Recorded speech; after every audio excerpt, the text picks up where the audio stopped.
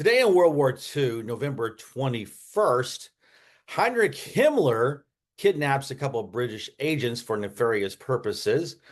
Greek troops in Albania went totally medieval on the Italian army. A top German ace gets an elite award. A journalist outs a famous American general for slapping somebody. And two field marshals get named, in German field marshals get named to some very important theater commands. Let's get started.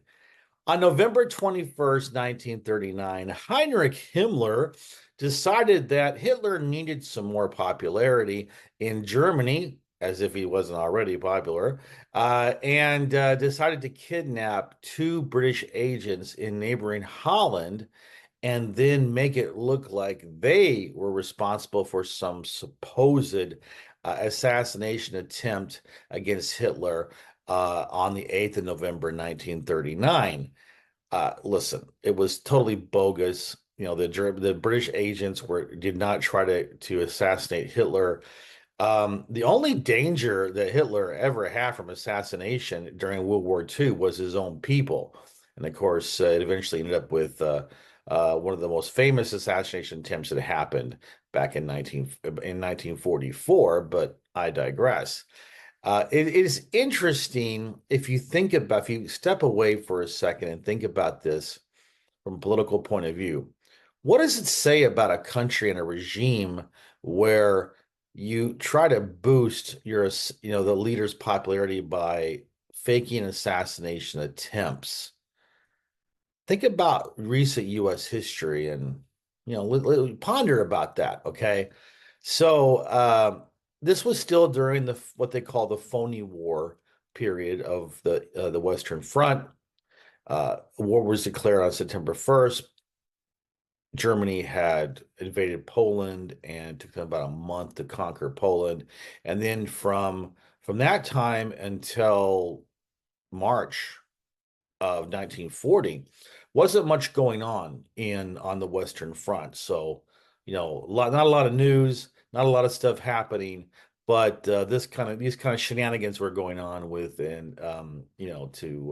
were still trying to do peace deals as well. They weren't really ready 100% to start a full-scale war.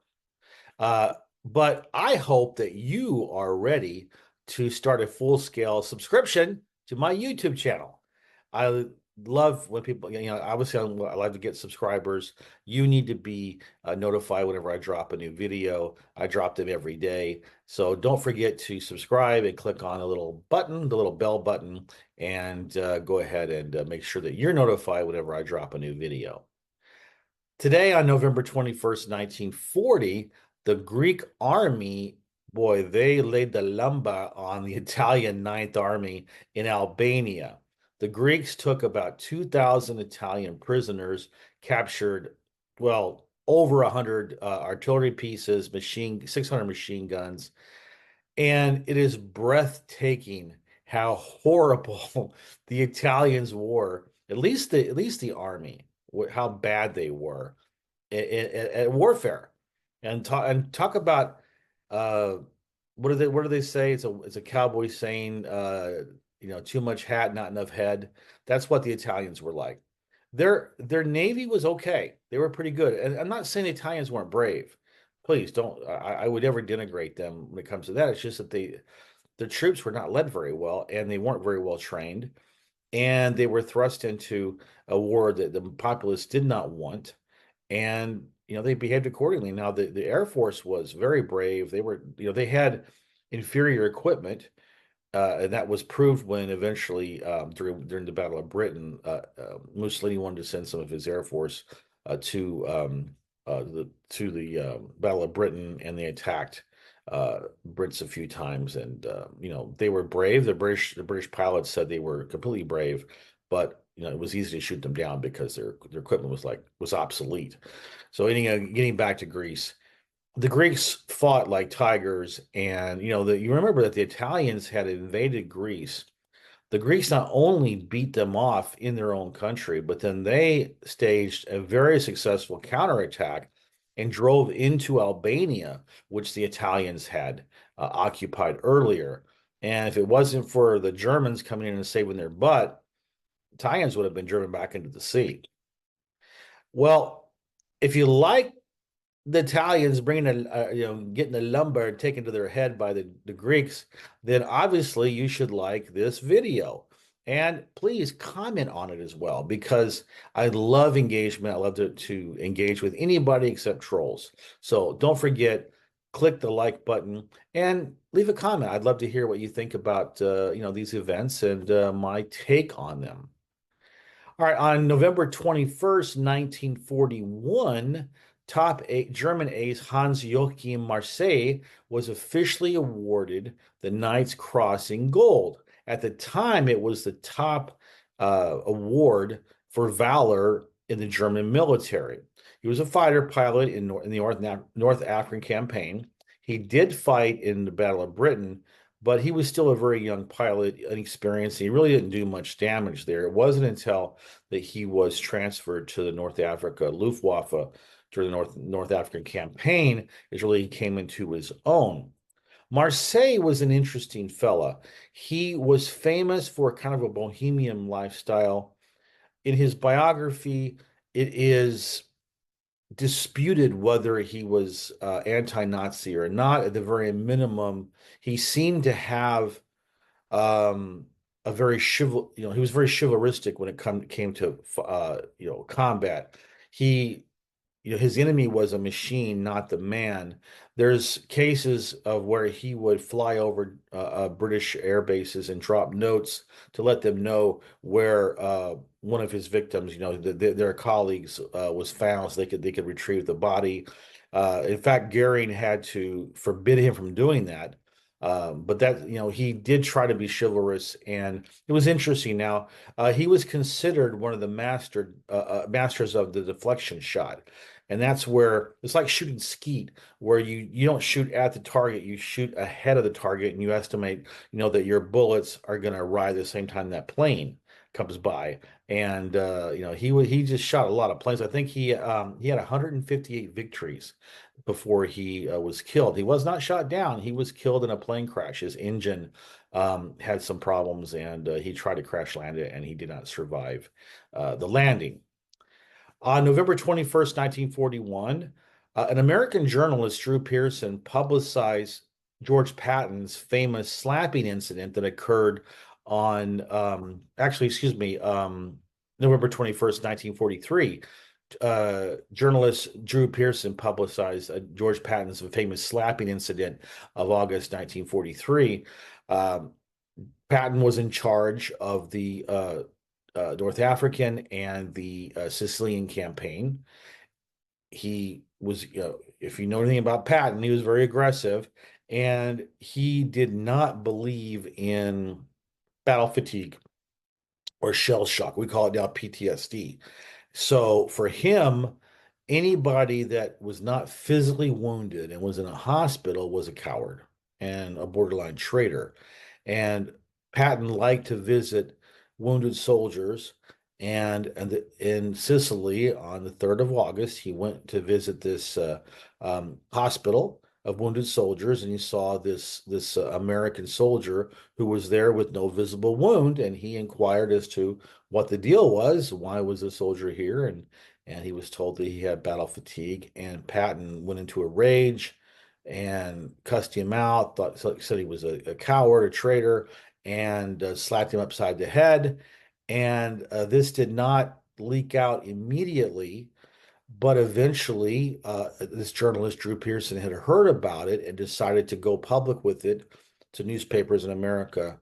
And it grew into a huge storm. And Patton ended up losing his command because of this. So General Omar Bradley jumped him, became the commander of the overall land forces. I'm below Eisenhower for the American Army, and it was Bradley that commanded the American troops in Normandy, not Patton. Patton was under him. So that one incident really cost Patton a lot.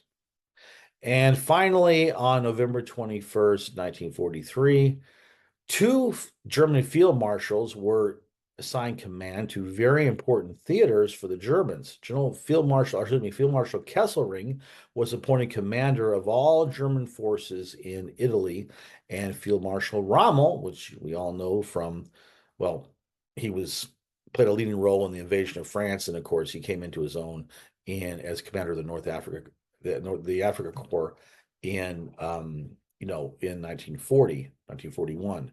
So he was placed in command of the Atlantic Wall in Western Europe. His purview was to, stop the Allies from invading. It's an interesting contrast between these two. Kesselring was a Luftwaffe general, and he had done a very good job. I mean, let's face it, I'm not praising Nazis here, but I mean, from a military point of view, he had served really well, commanded very well, effectively in Russia, Soviet Union, and in Italy against especially against Malta. And but he had a knack for defensive warfare. And he was fortunate because he had a very favorable theater for defense, the Italian peninsula. Because the Italian peninsula, you had this line of mountains that run, north-south in the middle of the country. And then you have very, very well, let's put it this way, there's not much room to maneuver there. So you get it's mountainous terrain, it's very easy to defend. And I thought it was interesting that the Allies invaded um, Italy in 1943, and they never even got close to breaking through into Germany. Kesselring was really good. Again, he had terrain that aided him in that effort.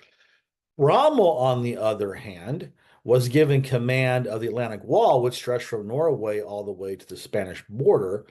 And he was told, to keep the Allies from, or destroy the Allies at the beaches. Well, he put millions of landmines, shore obstacles. He made his best guess as to where the invasion was going to take place.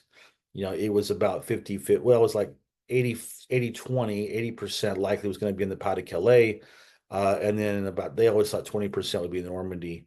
The Cotentin Peninsula would be where it would be at. And as we know, the Allies chose Normandy. And for all the hype, for all the money, for all of the time and effort spent on constructing the Atlantic Wall, it lasted 24 hours. I mean, it wasn't the all his work that stopped the Allies from breaking out initially. It was the hedgerows in Normandy and the German Tiger tanks against the British. But so I would say that if you analyze Rommel's performance in Normandy, it was a colossal failure. I mean, you can't say anything else about that. Well, I want to thank you for being watching this video today. I love that you're here. I love that you're find my content worthy to merit your viewership. So I will do these videos every day. So thank you very much.